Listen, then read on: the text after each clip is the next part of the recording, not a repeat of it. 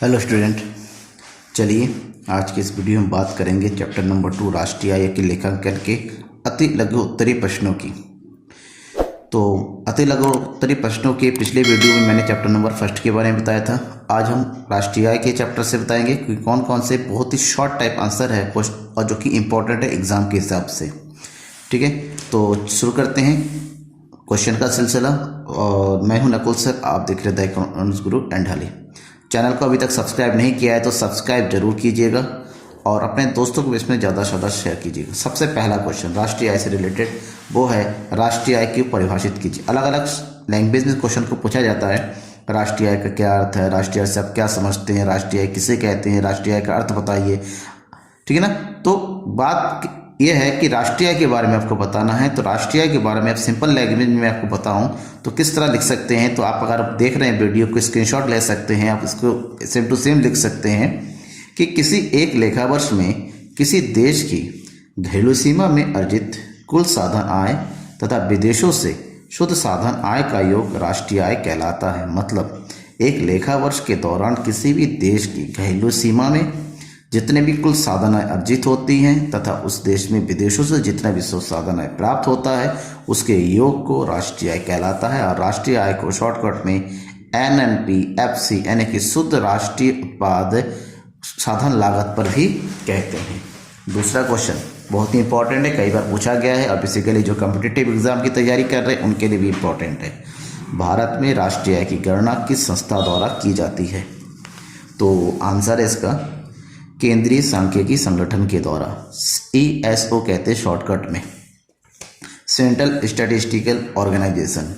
Next question, सकल राष्ट्रीय उत्पाद से आप क्या समझते हैं या सकल राष्ट्रीय उत्पाद से क्या आशय? सकल राष्ट्रीय उत्पाद जिसको शॉर्टकट में कहते हैं GNP, किसी अर्थव्यवस्था में जो भी अंतिम वस्तुएं एवं सेवाएं एक वर्ष की अवधि में उत्पादित की जाती हैं उन सभी के बाजार मूल्य के योग को सकल राष्ट्रीय उत्पाद अर्थात GNP कहा जाता है। मतलब कोई भी अर्थव्यवस्था है जहां उस अर्थव्यवस्था की घरेलू सीमा के अंतर्गत जितनी भी अंतिम वस्तुओं का एवं सेवाओं का एक वर्ष की अवधि में उत्पादित किया जाता है, जिसके अंतर्गत विदेशों से प्राप्त जो साधन होता है वो भी शामिल होता है, उसके बाजार मूल्य को हम जो है सकल राष्ट्रीय उत्पाद कहा जाता है।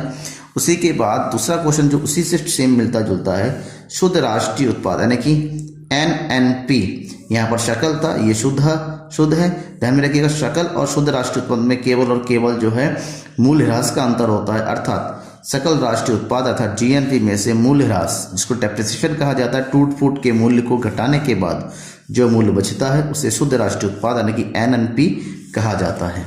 नेक्स्ट क्वेश्चन बहुत इंपॉर्टेंट है, 1 नंबर में 3 नंबर में कई बार पूछा जाता है सकल घरेलू उत्पाद। इसके बारे में पूरे डिटेल से सकल घरेलू उत्पाद की विशेषताओं मैं आपको डिस्क्रिप्शन में लिंक दिया हुआ, आप देख सकते हैं।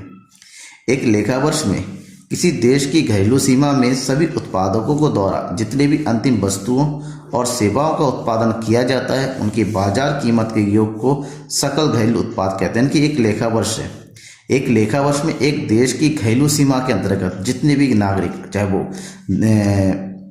निवासित हो चाहे गैर निवासित हो, उनके द्वारा जितने भी अंतिम वस्तुओं का एवं सेवाओं का उत्पादन किया जाता है उनका जो बाजार मूल्य का योग होता है उसे हम सकल घरेलू उत्पाद अर्थात GDP, कहीं के इसको बाजार कीमत पर सकल घरेलू उत्पाद भी कहा जाता है, दैट मीन्स GDP/MP भी कहा जाता है। नेक्स्ट क्वेश्चन है शुद्ध घरेलू उत्पाद क्या आशय है? एक देश में एक वर्ष की अवधि में देश में उत्पादित की गई वस्तुओं और सेवाओं के कुल मौद्रिक मूल्य में से मूल्यह्रास तथा प्रतिस्थापन व्यय यानी कि टूट फूट को घटा दिया जाता है तो जितना भी धनराशि शेष बचता है उसको शुद्ध घरेलू उत्पाद NDP कहते हैं। यानी कि शॉर्टकट हम यूँ कह सकते हैं, यहाँ पर फार्मूला बना सकते हैं, NDP इक्वल टू हो जाएगा आपका GDP माइनस मूल्यह्रास यानी कि डेप्रिसिएशन घटाने के बाद जो बचेगा उसी को हम NDP जिसको शुद्ध घरेलू उत्पाद भी कहते हैं। नेक्स्ट क्वेश्चन है व्यक्तिगत आय से क्या आशय है? व्यक्ति का यानी कि व्यक्तियों की स्वयं की आय। एक वर्ष में एक लेखा वर्ष जिसको हम कहेंगे, एक लेखा वर्ष में एक देश के सभी व्यक्ति या परिवार, निजी व्यक्ति निजी परिवार, ध्यान में रखिए यहाँ पर सरकार का रोल नहीं है, व्यक्ति या परिवार जितनी भी आय वास्तव में प्राप्त करता है उन सभी आय के योग को व्यक्तिगत आय कहा जाता है, मीन्स पर्सनल इनकम पीओआई कहते हैं। मतलब एक देश में जितने भी नागरिक, निजी, उनके परिवार जो भी आय प्राप्त करता है वास्तविक रूप में, उसे हम व्यक्तिगत आय कहते हैं। उसके बाद वाला क्वेश्चन है व्यक्तिगत आय से उपभोग या प्रयोज्य आय, डिस्पोजेबल इनकम से क्या समझते हैं। व्यक्तिगत आय में से सरकार के द्वारा लगाए गए व्यक्तिगत कर, पर्सनल टैक्स जिसको बोलते हैं, इनकम टैक्स हो गया, संपत्ति कर हो गया, अलग अलग जो कर होता है उसको घटाने के बाद जितना भी राशि बचा हुआ रहता है उसे हम उपभोग या भी प्रयोज्य आय कहते हैं। That means disposal income equal to personal income minus personal tax. और पर्सनल टैक्स आप जानते हैं जिसमें इनकम टैक्स आ जाता है, प्रॉपर्टी टैक्स आ जाता है, गिफ्ट टैक्स आता है, हाउस टैक्स आता है, एक्सेट्रा जितनी भी गवर्नमेंट की तरफ लगाया जाता है आपको। नेक्स्ट क्वेश्चन है वास्तविक राष्ट्रीय आय ज्ञात करने का सूत्र बताइए। तो आंसर है वास्तविक राष्ट्रीय आय ज्ञात करने का सूत्र जो है मौद्रिक राष्ट्रीय आय यानी कि monetary national income divided by उस साल का कीमत निर्देशन यानी कि प्राइस इंडेक्स मल्टीप्लाई बाई 100, ये हो गया वास्तविक राष्ट्रीय आय ज्ञात करने का सूत्र है। नेक्स्ट क्वेश्चन वो बहुत ज़्यादा इंपॉर्टेंट है और कई बार एग्जाम में पूछा गया है, प्रति व्यक्ति आय किसे कहते हैं। देखिए किसी भी देश का प्रति व्यक्ति आय जो होता है अर्थव्यवस्था की औसत आय होती है, जो अर्थव्यवस्था की कुल आय में से यानी कि जो भी राष्ट्रीय आय होती है किसी भी देश की, उस देश की जितनी कुल जनसंख्या है से भाग कर जितना भी प्राप्त होता है उसे प्रति व्यक्ति राष्ट्रीय आय कहते हैं। दैट मीन्स प्रति व्यक्ति आय इक्वल टू कुल राष्ट्रीय आय डिवाइडेड बाई कुल जनसंख्या। राष्ट्रीय आय को कुल जनसंख्या से भाग देंगे, जितना ही प्राप्त होगा उसे प्रति व्यक्ति आय कहेंगे। नेक्स्ट क्वेश्चन, निजी आय से आप क्या समझते हैं, निजी आय किसे कहते हैं।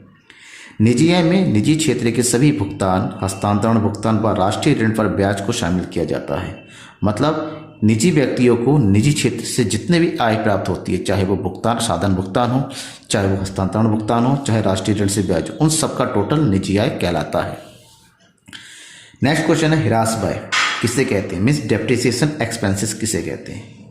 एक लेखा वर्ष में उत्पादन प्रक्रिया के दौरान पूंजीगत वस्तुओं के मूल्य में सामान्य टूट-फूट या गिरावट तथा प्रत्याशित अप्रचलन को ह्रास व्यय कहते हैं। एक लेखा वर्ष के दौरान जो भी पूंजीगत वस्तुएं हैं, जैसे भूमि है, ठीक है, मशीनरी है, फर्नीचर है, उसमें जो टूट-फूट होता है या उसमें जो डेप्रिसिएशन चार्ज होता है, उसके द्वारा जितना भी प्रत्याशित अप्रचलन हो जाता है उसे हम डेप्रिसिएशन डेप एक्सपेंसेस कहते हैं। ठीक है। नेक्स्ट क्वेश्चन की अगर बात करें तो ये क्वेश्चन है साधन आय किसे कहते हैं। साधन आय यानी कि फैक्टर इनकम किसे कहते हैं। उत्पादन के साधन कौन कौन से हैं, जैसे भूमि, श्रम, पूंजी तथा उद्यमी। तो उत्पादन के जो 4 साधन होते हैं, इन साधनों के प्रतिफल स्वरूप यानी कि उपयोग के बदले में जो भी प्रतिफल प्राप्त होता है या फिर आय की प्राप्ति होती है उसे हम साधन आय यानी कि फैक्टर इनकम कहते हैं। नेक्स्ट क्वेश्चन है प्रचालन अधिशेष किसे कहते हैं। प्रचालन अधिशेष, इसको ऑपरेटिंग सरप्लस भी कहते हैं। क्या कहते हैं, operating surplus.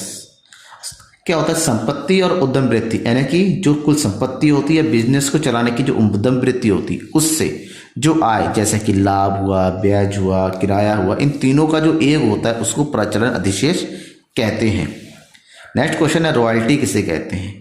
Royalty copyright, patent अथवा ट्रेडमार्क आदि के प्रयोग के अधिकार देने के बदले में प्राप्त आय को रॉयल्टी कहते हैं। मतलब आपने कोई बुक लिखी, किसी को बुक को बेचने का अधिकार दे दिया, बदले में आपको जो भी प्राप्त होगा उसी को हम रॉयल्टी कहते हैं।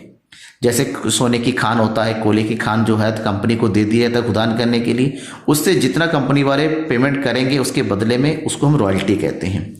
लास्ट क्वेश्चन है प्रत्याशित अप्रचलन किसे कहते हैं। प्रत्याशित अप्रचलन तकनीकी सुधार व नव प्रवर्तन के कारण पुरानी मशीनों का चलन से बाहर होना प्रत्याशित अप्रचलन कहते हैं। मतलब हम तकनीकी सुधार कर रहे हैं या परिवर्तन कर रहे हैं जिसके दौरान जो पुरानी मशीनें जो चलन से बाहर होती है, जिसका कोई यूज़ नहीं हो जाता है, उसे हम प्रत्याशित अप्रचलन कहते हैं। अप्रचलन का मतलब चलन से बाहर हो जाना। ठीक है, थैंक यू। चैनल को सब्सक्राइब कीजिएगा और दोस्तों के बीच में जरूर शेयर कीजिएगा। Thank you.